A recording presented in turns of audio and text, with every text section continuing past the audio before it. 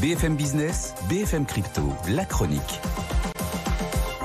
Il fallait bien que ça arrive, Antoine Larigauderie. Petit coup de mou sur les cryptos après plusieurs jours fast.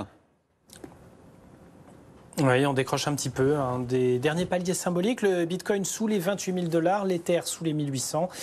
Et puis l'XRP qui est parti à la baisse, bien du côté des 51 cents. Mais bon, on reste quand même sur une solide performance, plus 7,6% en 5 jours et toujours 37% en un mois.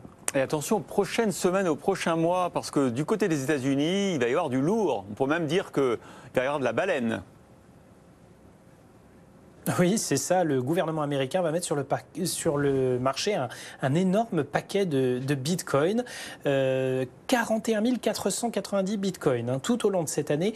Au cours d'aujourd'hui, ça fait un peu plus d'1,1 milliard de dollars après une première opération qui a été déclarée la semaine dernière. Le Trésor américain qui a déclaré avoir vendu 9 861 Bitcoins pour l'équivalent de 215 millions via la plateforme Coinbase. Et le solde va être tranquillement écoulé à intervalles réguliers pour pas trop faire décaler le marché.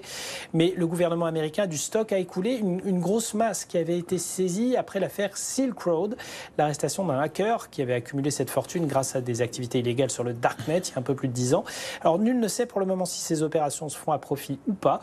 Les cours moyens retenus pour l'évaluation de cette manne sont évidemment confidentiels, mais certains observateurs crypto qui ont recoupé les données estiment en fait que le gouvernement américain risque de le faire à perte. Certains estiment que ça pourrait même se chiffrer à plusieurs milliards de dollars.